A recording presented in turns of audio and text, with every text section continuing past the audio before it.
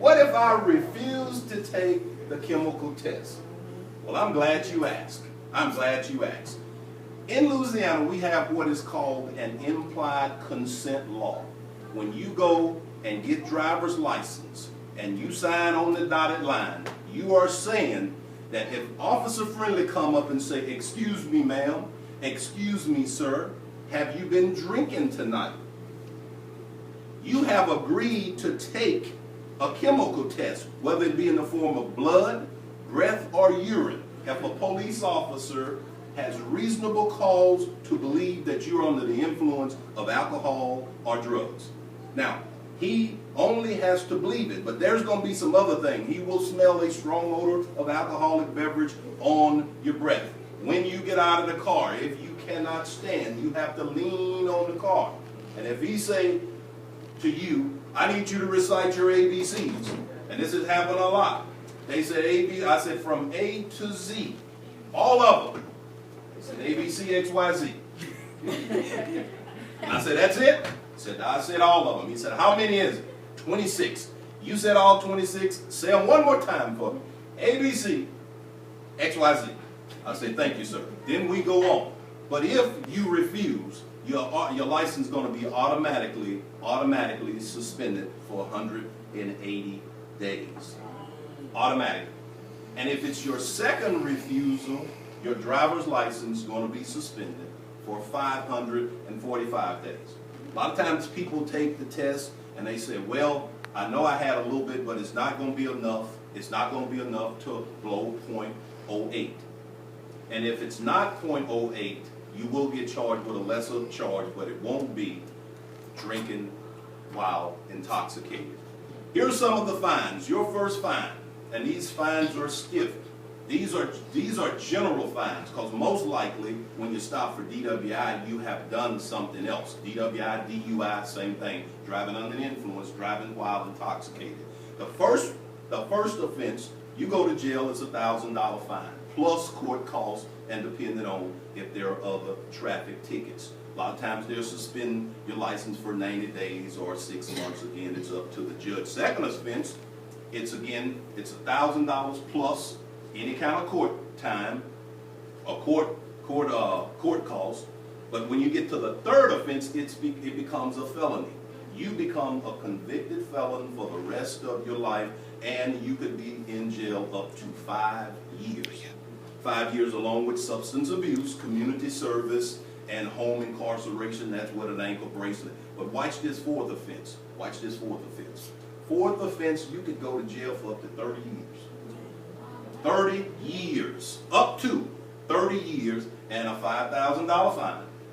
And you won't have driver's license. They will seize your car and sell it. Hopefully it's paid for, because if it's not paid for, then it goes back to whom it belongs. Community service, home incarceration. But if you're in jail for 30 years, and I've seen people in jail when I was at CDC, and the problem was, they said, "I just have a drinking problem, and I just cannot stop drinking." But 30 years in jail because I have a drinking problem, at some point, I think I need help. At some point, I need help. Louisiana ranks 36 in the nation based on the percentage of traffic death, total traffic death for DUI, driving under the influence, and that's from alcohol to drugs. Alcohol to drugs. Alcohol to drugs. In the year of 2011, there was 9,878 people killed, actually killed in traffic accident that was related to, but watch this, you had 350,000 that was injured, that did not die. And watch this price tag, $132 billion yearly. That's the price tag of drunk drivers. Somebody said, "Well, how did we get to that?" Well, you have lawsuits, you have hospital bills, you have property damage. Because you know, if you're riding along and a drunk person hits you, the first thing you're going to do is think about the cash register, ching ching, and you're going to call your lawyer. And if it's a good enough case that gets publicity, the lawyer will call you. The lawyer will call you. You sitting in the hospital trying to recuperate, but a lawyer is bugging you about, do you have an attorney? Because you can get paid. You can get paid. You can get paid. Now watch this statistic. Every 53 minutes on average, someone is killed in a drunk driving crash. We've been here about 2 hours. About 2 hours. So at least 2 people have died since we've been sitting here in some. But watch this. Every 90 seconds, that's a minute and a half, someone is injured. Now notice, there are more people really injured, I said that, than people die. And let me tell you about a drunk. I've worked a lot of accidents where people were drunk. They killed passengers in other vehicles and they walk away without a scratch. And somebody asked me, how can that be? Let me tell you how that can be. If you ever been in your car and you was about to hit something, the first thing you do is grab that steering wheel and you tense up. And if you have an impact, it's going to break something. Well, the drunk driver, he just kind of bounces around limbo in the vehicle. And when the accident occurs, well, he's just limbo. He's not even aware as to what's going on. So he just goes with the flow. While you knew you was about to be hit from behind, first thing you do is tense up. After it's over, whiplash and your back is injured. The drunk walks away without a scratch. Without a scratch. But now look at this scary statistic. 50 to 75% of convicted drunk drivers, these are people that have went to jail. These people have lost their driver's license, shouldn't be driving, and guess what? They're out there tonight riding around.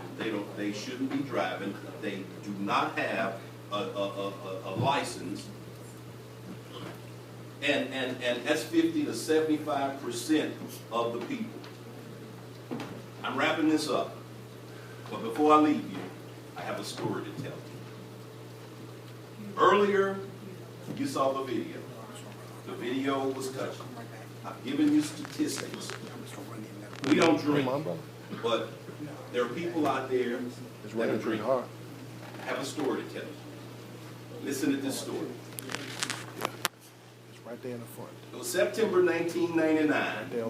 A young lady was driving home from a party, birthday party.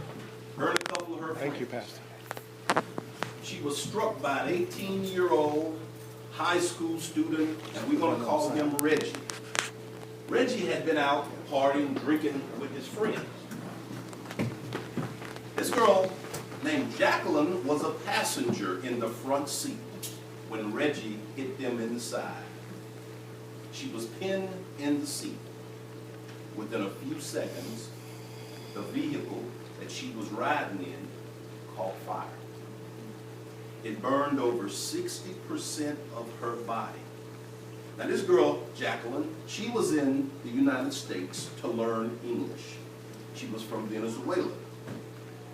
She had 2 friends in the car. Both of her friends were killed in this accident. Both of them were killed. But Jackie didn't die. Jackie didn't die. But Jackie was so badly burned. Now y'all listen to this closely. She lost the use of both of her hands. Her hands were so badly burned, her fingers were gone. She lost all of her hair. She lost her left eyelid, which later she went blind in that eye. She lost her nose. She lost both of her ears. Jackie has been through more than 40 operations, and she's still going through different surgeries. That's Jackie. That's the car she was in. This is the passenger, I'm sorry, this is the driver's side, the steering wheel. Jackie was on the other side. And I said that Jackie was pinned in the car. And Jackie was burned over 60% of her body. This is Reggie. Reggie was 18 years old. He was the person driving the car that hit Jackie.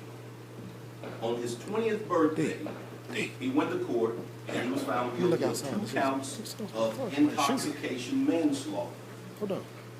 Reggie was sentenced to 7 years in jail and a $20,000 fine. He never forgave himself for taking that drink and driving his car. In 2005, Reggie went before the parole board, but his parole was denied. Now, Jackie, and I'll give you, if you want to read this whole story, it's a very touching story. Jackie forgave him. Jackie forgave him. But the family of the other 2 girls couldn't, so he had to stay there 7 years. But in 7 years, he earned an associate degree. And he was released after serving 7 years in prison. And he earned a degree while he was there. This is Jackie. Jackie now lives in Kentucky. She's still undergoing skin grafts. Specialists are working to, if you can see here, her fingers are gone. But specialists are working to try to rebuild her right hand. She did resume her studies. Not everybody who gets hit by a drunk driver dies.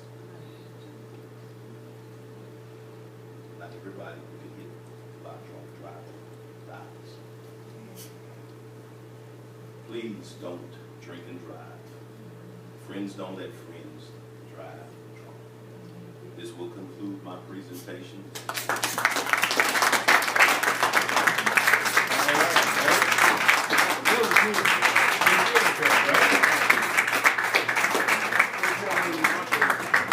Not the camera.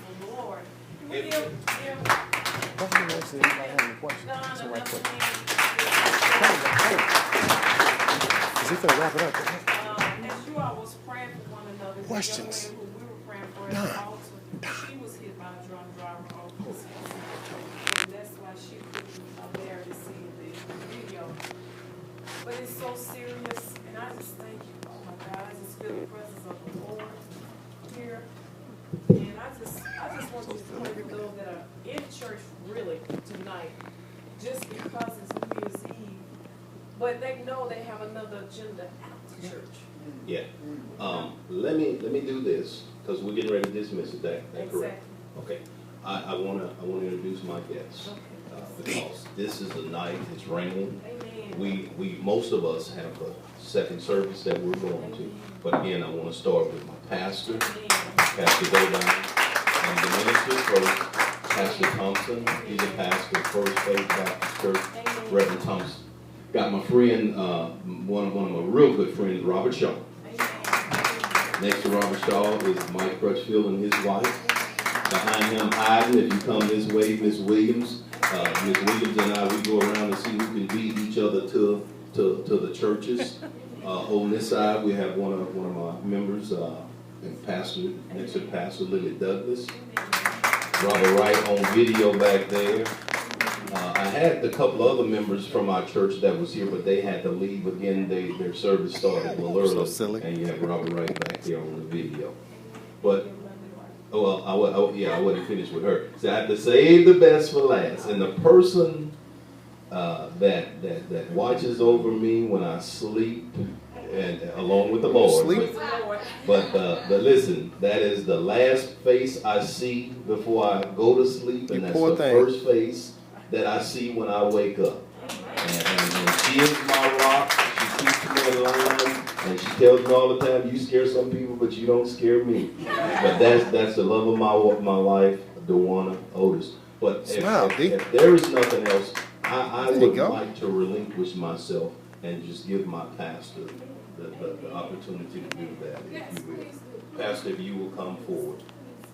And if there, well, did anybody, Pastor, did anybody have any questions, statements, or comments? That's why I said it was graphic, because if you have been involved in an accident of any kind and you walked away from it, but this kind of stuff is on the internet, but it's something to read her story, and it's something to look at the videos, and this girl is still going.